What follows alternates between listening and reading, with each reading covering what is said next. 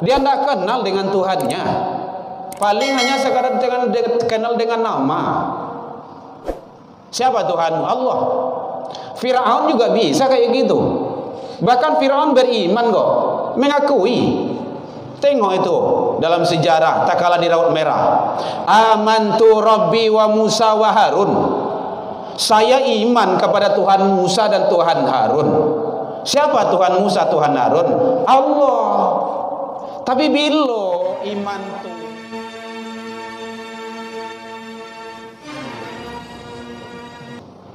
Bismillahirrahmanirrahim. Assalamualaikum warahmatullahi wabarakatuh.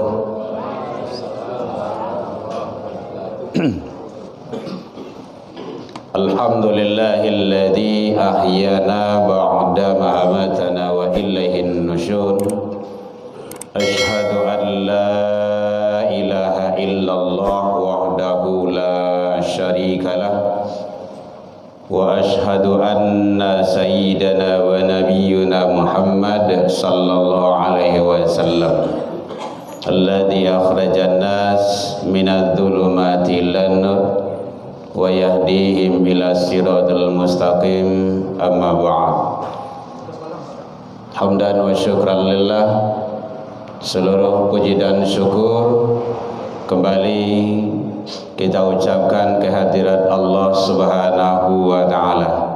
Alhamdulillah, pagi hari ini kita masih diberikan umur panjang, diberikan kesehatan, waktu luang, sehingga kita bisa hadir di masjid yang mulia ini dalam rangka melaksanakan ibadah salat sebelum subuh, salat subuh, duduk di majelis ilmu, dan mudah-mudahan semua itu menjadi wasilah ladang amal kebaikan di sisi Allah Subhanahu wa ta'ala hendaknya. Salawat dan salam kepada Nabi besar Muhammad sallallahu alaihi wasallam. Allahumma salli ala Muhammad wa ala ali Muhammad. Yang sama kita hormati Bapak Ibu pengurus Masjid Nurul Hikmah yang hadir rahimakumullah, Bapak Ibu jamaah, hadirin kaum muslimin rahimakumullah. Mengisi waktu luang kita menjelang hari agak tarang siang lah. Kok kedikaja pulang mangah, peliang-peliang lalu menonton baca Al-Quran, ya bisa nanti situlah kajian ini kan bisa baca Al-Quran. Karena hadir di majelis ilmu, duduk di majelis ilmu itu luar biasa. Allah memberikan kebaikan-kebaikan, fadilah-fadilah. Siapa yang hadir di majelis ilmu, ada beberapa syarat. Yang pertama sekali, dia itu Allah akan berikan ketenangan, sakinah. Kapan dia mendapat ketenangan itu? Kalau dia satu, istama'ah, mendengar, memperhatikan, fokusnya. Kadang lagi hadir di majelis ilmu tapi main handphone, contoh saja ataupun mengerjakan yang lain. Kalau dilihat para sahabat dulu tak kala Rasul, nah ini contoh saja. Tak kala Rasul dulu sedang bicara masalah ilmu, itu matanya para sahabat itu tidak putus-putus, memandang terus, melihat terus. Zaman dulu kan tidak ada catatan, nggak ada catatan, yang ada cuma mendengar. Balahan kalau di zaman sahabat, kalau ketahuan catatan itu hadisnya tidak diakui itu. Berarti lemah ingatannya, dhaif dia. Makanya istama', dengar, perhatikan tuh. Wa ansit, diam. Nah, perhatikan bagus. Gitu. Makanya ada Allah menyampaikan dalam Al-Quran, wa idza quri'al Quran fastami' wa ansit. Nah gitu, dengar, diam. Itu bahagian dari adab tata cara memperoleh ilmu dari sumber ilmu itu sendiri. Awak kini kan itu tidak terperhatikan. Kadang-kadang awak sampai di majelis ilmu bakar ruah, dia latih tadi itu, atau dia capek siang. Tapi setidaknya kita sudah mendapatkan sakinah dari Allah Subhanahu wa taala. Kenapa seperti itu? Apalagi di bulan Ramadan. Kullu hasanatin ya'maluha ibnu Adam. Setiap kebaikan yang dilakukan oleh anak cucu Adam yudha'afu lahu, dilipat gandakan kebaikan dan pahalanya itu, kata Rasul. Dari 10 kali lipat menjadi 700 kali lipat. Kan luar biasa. Jadi kehebatan bulan Ramadan, apalagi kita hadir di majelis ilmu, itu berlebih-lebih kebaikan dan fadilah yang Allah berikan kepada kita. Makanya rugi sangailah bulan Ramadan lah tiba tapi tidak manfaatkan. Apakah dalam majelis ilmu, apakah kita ke masjid, apakah dengan ibadah, tidak manfaatkan itu rugi yang besar itu. Di bulan lain awak jarang seperti itu. Kinilah datang bulan Ramadan tidak juga. Waduh, itu yang kerugian yang luar biasa. Nah, oleh sebab itu, alhamdulillah kita masih bertahan, masih ramai, walaupun kita ya sudah berangsur-angsur lah. Kenapa Bapak Ibu hadirin? Ya biasanya kalau kita kebiasaan yang tidak baik itu, mudah-mudahan kita tidak mencontohnya. Ramadan itu kalau awal-awal itu masih babak ya penyisihan lah gitu. Nah, sekarang sudah mulai ciat. Nanti sampai terakhir babak final. Jadi orang yang mendapat ghufira lahu, ya orang yang masuk ke babak final dari awal permainannya itu. Bukan hanya awal saja sementara di ujung tidak. Nah, itu kurang berhasil itu. Jadi yang memperoleh la'allakum tattaqun, ya memang ikuti proses dari awal.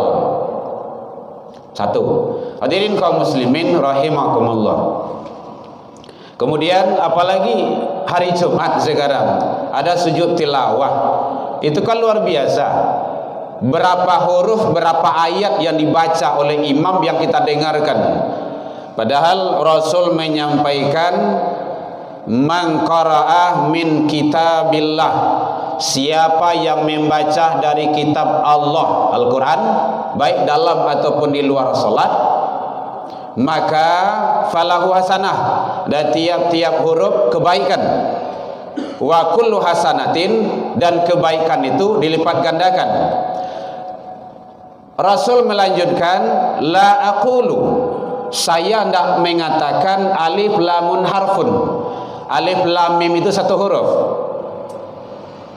Walakin, akan tetapi, alifun harfun, walamun harfun, wa mimun harfun.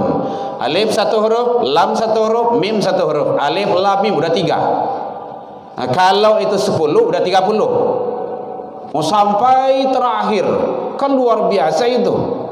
Tidak terhitung kelipatan. Makanya bahasa tadi di sana yudha'afu lahu, dilipat gandakan.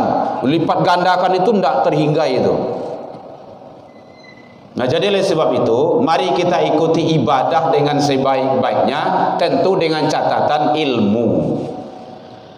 Jadi kode pedanya kalau ada majelis ilmu, hadirlah. Hadiri. Kadang awak membaca jarang, mendengar awak pun susah loh.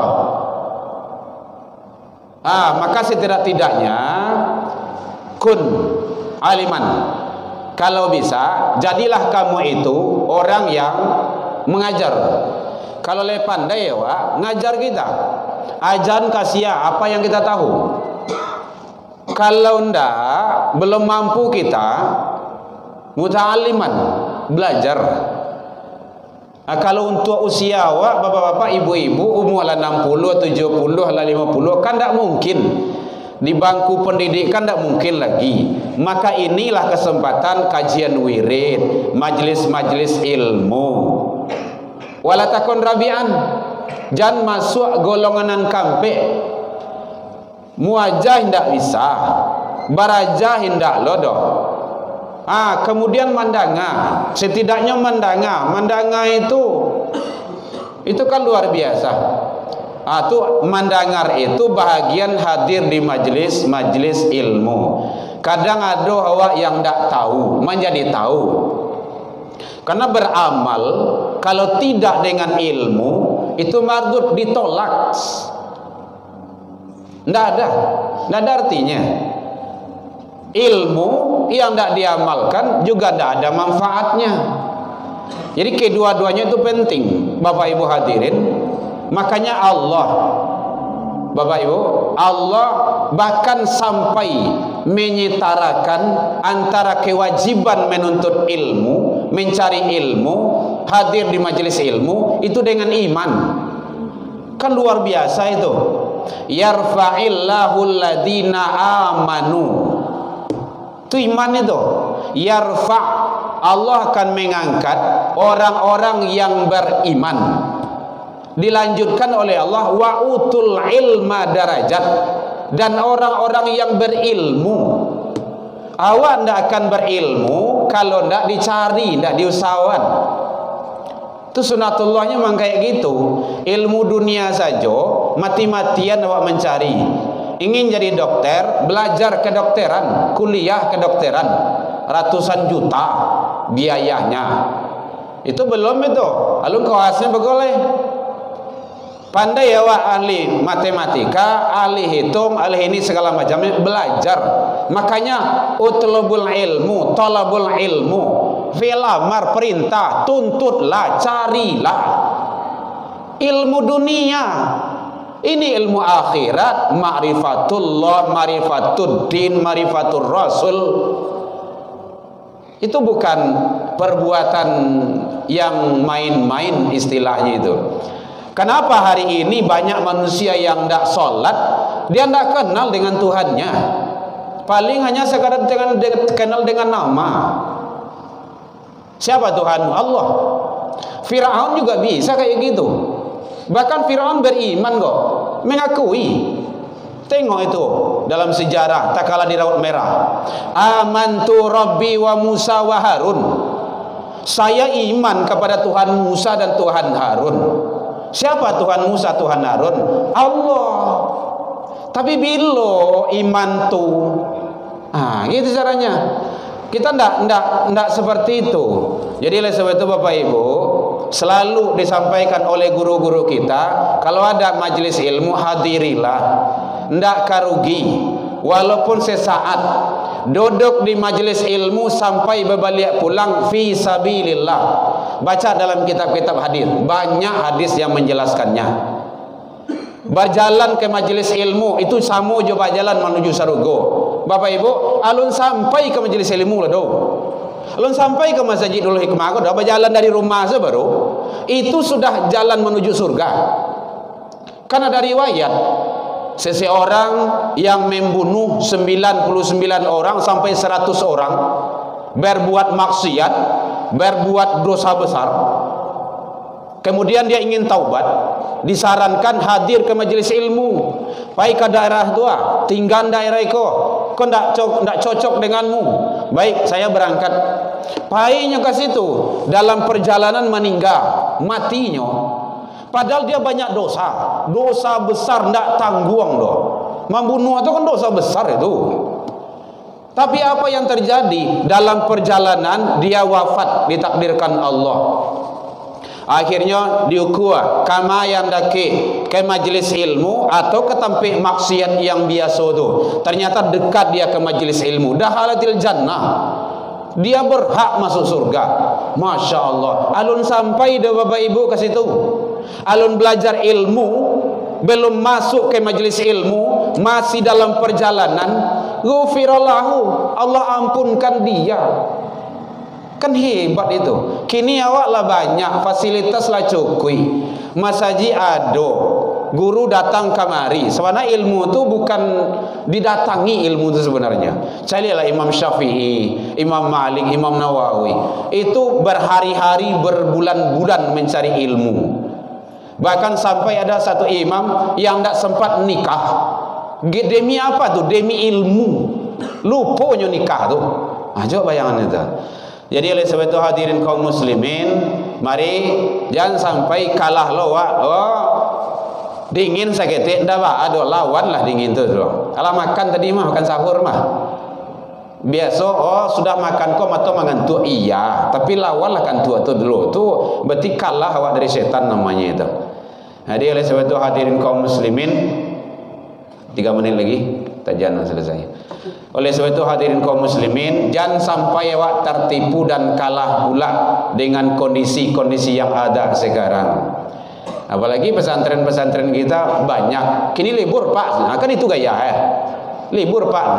Jadi kalau libur pesantren, libur lagi ke rumah saja. Itu gitu. Nah inilah fenomenanya. Balik awak orang tua. Jangan disalahan orang. Tidak usah salahkan Pemko, salahkan penitia, jangan. Tidak boleh. Balik kawak balik. Anak-anak awak, tidak anak Pemko dah. Tidak lo anak panitia dah. Kadang anak panitia itu satu, kadang tidak. Nah gitu. Jadi tolong sekali lagi Bapak Ibu, ini kan panggilan moral. Karena kita adalah praktisi agama, berada dalam agama, kajian-kajian agama, orang yang beragama, umat beragama. Nanti agama inilah yang akan menyelamatkan kita. Selamat dunia dan akhirat. Mudah-mudahan. Kenapa ini kami sampaikan? Karena di sini adalah Nurul Hikmah sudah bahagian dari keluarga kami sendiri. Malah dari dulu membawa wirid sekolah mah. Kecuali kalau dipecat nanti gitu kan. Kalau dipecat besok tu nak tantu dan mulut tu balalah tempat lain dulu gitu kan.